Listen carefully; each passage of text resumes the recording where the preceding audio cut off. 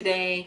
Today, we're going to be talking about some of the new recruiting tools that our recruiters are using, especially in the sourcing arena, and what that means for our job seekers. We'll talk a little bit about digital branding and how perhaps we could look at that a little bit broader and think about some of the ways that our clients might connect and be found. You know that I don't love that passive phrase, but ways that they might position themselves to be found, but then also build their community and be the one out there finding the recruiters, getting known by them more proactively. So we're going to chat about that. I look forward to seeing who's here. Please share your share where you're joining from. Love to see you and say hello here virtually. So what's going on in the recruiter space? We might not be thinking about it, but in the technology world, investments have slowed down, venture capital has slowed down, but HR tech is one area where the investments keep coming. And I shared in an article earlier this year that billions of dollars are being poured into HR tech, and specifically, a lot of that is going into sourcing. Why? You may say there's tons of people looking. Well, here's what's going on. You've got more applicants than ever for open positions because the positions that people want are the ones people want, right? They're applying to those roles that are higher paying, more meaningful. You can work from home, whatever that might be. Those attractive positions are having more applicants than ever before, even though there are some positions sitting open, right? We've got this kind of dichotomy in our world right now, and it's in the US, but it's also in other regions where you're seeing this split between the jobs people want and the jobs people don't want. So recruiters are inundated with applications, but many of them aren't showing that they're qualified for the job. They're trying to make that career change, or they think they want more meaningful work, but they're really not. Maybe they're not qualified, right? Let's just tell it how it is. And perhaps they're not showing that they're qualified for those roles. So now if I'm a recruiter, I've got this open position that I need to fill, right? And I've got my metrics of how quickly I need to fill that. And then I also have the applications and a complete mismatch. Maybe even no one that is really qualified for the role, or quickly showing that they're really qualified for the role, and all these applications. So more and more recruiters going out and doing sourcing, finding proactive candidates. Now we're going to talk about some technologies today, and I love to set this kind of visual, this visual of what recruiting is in the tech space.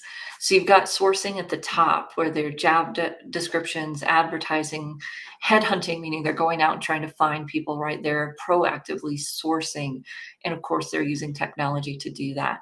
Then screening, we talk about this with applicant tracking systems all the time, that they're looking for those specific qualifications, not just in the resume, but also in any social media profiles, any online activity that they can pull, because most of these systems today, Araya, JobVite, any of the big systems, are not just looking at the person's resume, but they're actually going out and getting more information about that person using their social media and their social media interaction. And then, of course, we've got technology being used in interviewing with the one-way interviews, the pre-records, even just a live interview may be recorded and using some kind of AI to score that as well. So we understand that this is the process, this is what recruiters are doing. And now we'll talk a little bit specifically today about the sourcing side of the house. What does that look like? What does that mean for our job seekers when they're trying to do their job search? And again, the benefits of this is that it really means that they could be found and make connections with people who are in the industries they want to move into. They just have to know what those are. And so, as you know, when we start the job search, that really is the foundation of understanding what do they want to do? What do they want to be known for? And this is particularly important when we're talking about building our digital brand, because if you want to be known for something, the clearer you are about that, the easier it will be to find you online. I had someone in our clubhouse room the other day ask about this, well, how do I let them know that it's me and not another Susan Smith or whatever it might be? Not everybody can be a Marie Zimenoff, right? Where when you search that name, you're probably only going to find one. Many people in the world, of course, when you search their name, you find most other people have a similar name or even the exact same name, sometimes even down to the middle name. So sometimes people do use their middle name, and that's great. But I encourage people to figure out, what do you want to be known for? And let's start building your digital brand around that. And then that brings that focus to your job search. And it's always the first place we start. Then, of course, who are their target audiences? And this is a big deal when we talk about getting found and having someone source you, because they are using, as we'll look at here in just a minute, a lot of them are using industry specific or targeted resources, right? They're smart. Recruiters are smart. And they're saying, I don't want every engineer. I want nuclear engineers, or I want, petroleum engineers, whatever it is. They are niching down. And if they are doing that and our client hasn't done that, they're not going to get found, because I'm not going to search for engineer. That would bring me millions, billions perhaps of results, right? I'm going to search for petroleum engineer, nuclear engineer, those words, those phrases that are really specific. So when our client knows what they want to be focused on, then they can figure out, where is my audience? Who is that audience that's looking for me? And they need to know that, because that's going to help them cut down the chatter when they're thinking about building their connections, building their community, and especially using online tools to do that. So say hello. I'd love to hear if where you're joining me from. If you're joining us live, or if you're watching the replay, you can drop replay in there and say hello. So what do we need to do to help our job seekers? The first is to understand what tools recruiters are using in their sourcing world, right? What are they using? So I found this article, and I'll share the link in the chat as well. But this one is fun because it doesn't just go through the things we might think of, but it also goes through some things that our clients might not think of. Many of them I'm sure we've heard of. But I'll grab the link for this and drop it in the on the screen, and then I'll go back and through in the chat as well. Hi, Lucy. Kathleen, good to see you. Thank you for joining us from Scottsdale. Good to see you. And Kathleen, thanks for joining. All right. So in our article here, it's talking about all the platforms that our recruiters can source from. Facebook. So if you've listened to me before, you know that people underutilize Facebook. We tend to think of Facebook as a problem child, and it can be for sure, but there is a hidden gem on Facebook, in Facebook groups, industry related, interest related, sometimes even job related, local jobs groups, local small business groups. There is a gold mine there for every individual. In fact, when I first started talking about Facebook, it was for our colleagues who work at workforce centers. And they were saying, Marie, how can I use social media for my entry-level job seekers? Facebook groups is a gold mine for those folks. And sometimes even just Facebook in general, depending on their job aim, right? They can search for groups. They might see if the people that are hiring people like them are on Facebook, small businesses advertising there, trying to build their community there, and our clients can be part of that community and then find those opportunities to work there.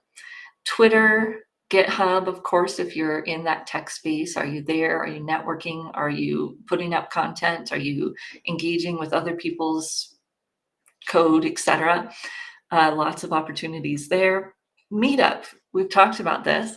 It kind of dropped off, right, with COVID, but now it's back in person and virtually. And so how could our clients use that, do their research, see if there's opportunities to connect with the community there on Meetup. SlideShare, so this is a new article, and I'm not quite sure how done anything in SlideShare for a long time. Slack, of course, we know is huge. How can your clients find out about the communities? You have to get invited. You might be able to there's a list here where you could find some that are open. How do they do that research and get connected? Medium, if they're a writer, perhaps, of course, LinkedIn, and then it goes on to talk about email finding tools for recruiters might be helpful for your jobbers. I've never seen a list that long, so lots of options there.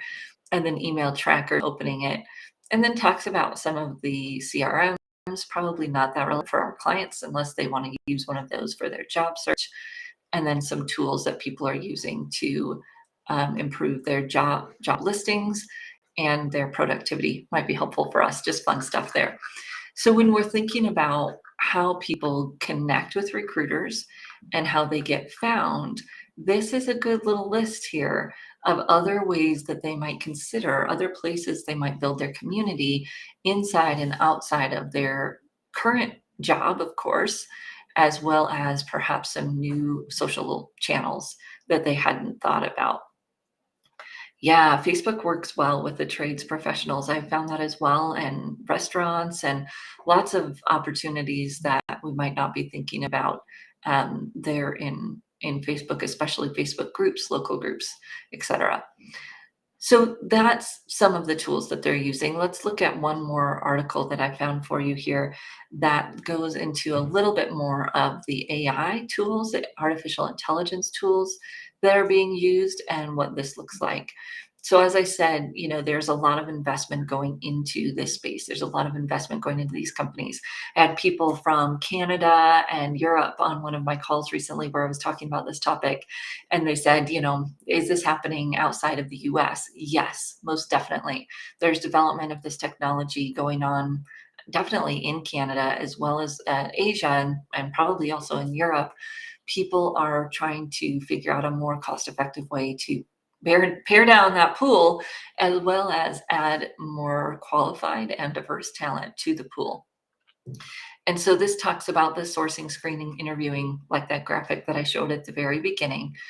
And then it goes through the tools that people are using and why. So if you have job seekers that are confused about this, or you want just kind of a great resource to share with them that's a little bit more comprehensive about how AI, especially in recruiting tools, works, this is a good place to go. Okay, so this is aimed at recruiters. I love reading things aimed at recruiters, right? Because that tells us what they are trying to do, what is important to them. And then it goes through, why they should hire, and then it finally gets to the tools. So I've been showing my little test video of Araya for a while. It shows you how it goes out and pulls from the internet way beyond LinkedIn, right? We're talking anything that your client has publicly on the web. Systems like Araya are going to pull that in. They don't have their demo video up on their website anymore for some reason. You might check YouTube and you can check that one out. Hire Easy is a newer one. It's one I haven't done a lot of poking around in, but again, it tells you that it sources candidates from 45 open web platforms. So if your job seeker is figuring out where do their recruiters hang out, here's the beautiful benefit. So if I'm going to build my connections on Facebook, I'm going to build my connections on LinkedIn or Twitter or whatever it might be that I'm going to actually get engaged in a community, that is also going to help me show up in these search results. And I probably want to pick 2 platforms where I'm going to be active and maybe a few others where I'm going to have some kind of content that people can see about me, but I don't have to manage it on a regular basis, right? I don't have to interact. Fetcher, cute little doggy in their marketing there. But this one talks about how the same thing, it's going out and it's fetching the candidate information. Seek Out, we had Marvin Smith from Seek Out give a presentation at our last Career Jam event, similar technology and in ways that they're doing that. And then you see some of the other things that they're doing, like Textio, where it's that communications in the AI and not just the sourcing, right? The communications with the applicants. So you can go down and look at some of these and just look at what are they doing, watch some of the videos of the systems. We've seen the one from Seek Out before, it's a really good one. Find them also. is one of the systems very similar to Seek Out. What are they doing? How are they finding candidates? And again, how can your candidate then use that information to their benefit? How can they build that proactive job search so that they're in the places that the recruiters are looking? And this is where we come to looking at how do we help them build their presence. So branded content, right? It's not just about the bio where we tend to spend a lot of our time with our client. That's great. But it's also about them sharing their thought leadership. And this is in that relationship building mode. This isn't just about putting out content. In fact, you can do this without ever putting out any of your own content. You could comment and share content and still build this visibility. Although, of course, creating some of your own content will help you.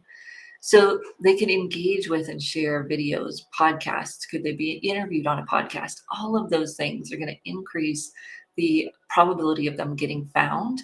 And it also is going to help them build those relationships. So they would want to go on podcasts, or perhaps even they might build some relationships with the podcast host, with some of their listeners, and get to be known in that space that they're interested in. The blog posts, not everybody has time to do that. What about comments?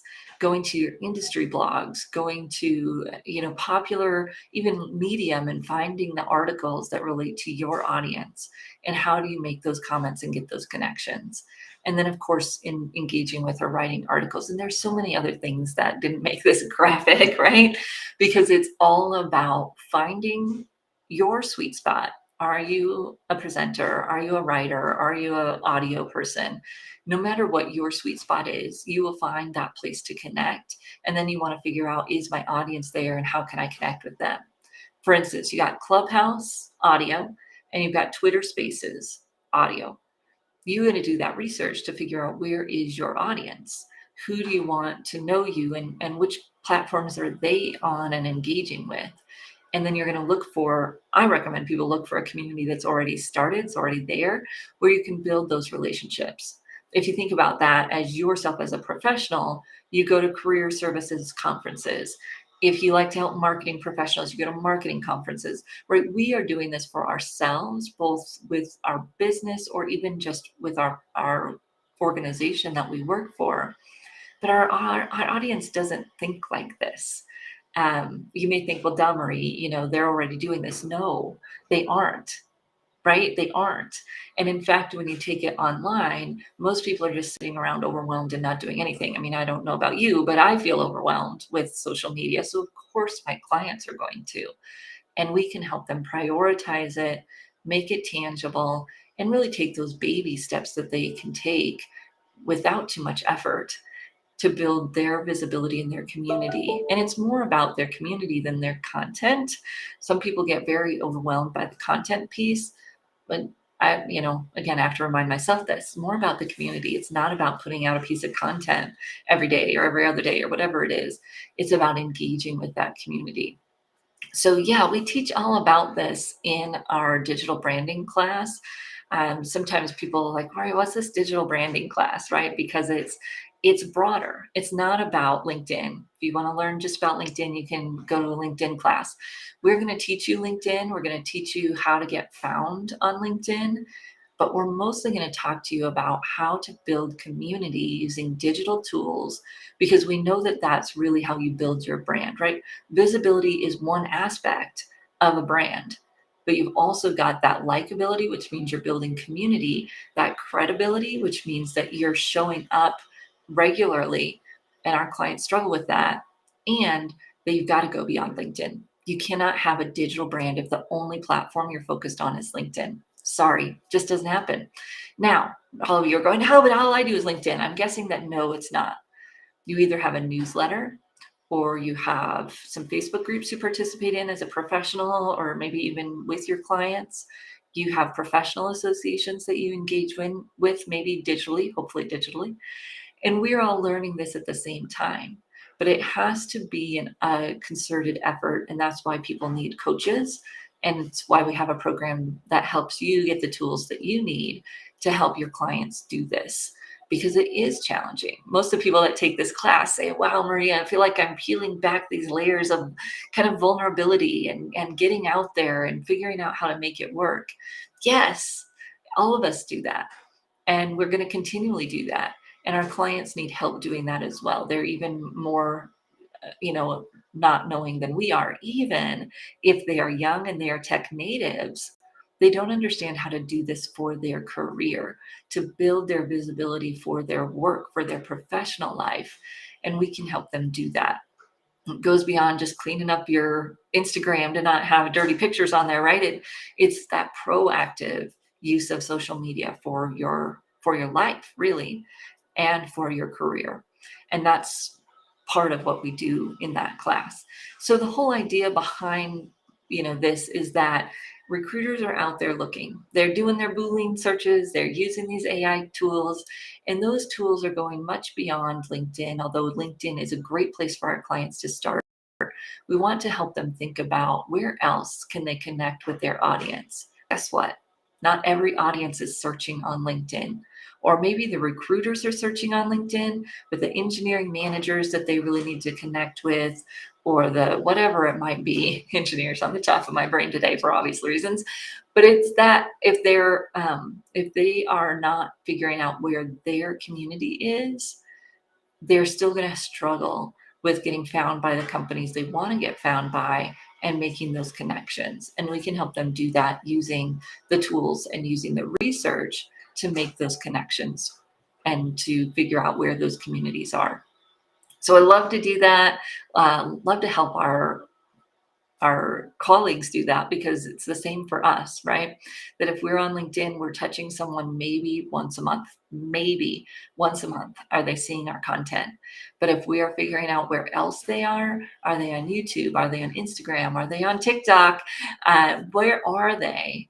And if we can have more touches with them because we're on at least one other platform, we're going to have the same type of results that we're wanting for them in building our practice or building our career, if we're trying to build our career inside or outside an organization. So I'd love to hear if you're seeing any new sourcing tools or any new chatter around that, what people are seeing, trying to get some of those presenters into our career jam that is in November. And of course, we've got our digital branding class that starts next week. October is already next week. So that one starts next Thursday. And if you have any questions, or if you want to see a short demo on Facebook groups or Twitter or something, let me know. And I'd be happy to do that next week, because I'll be talking about this topic again next week. Thank you, everyone. And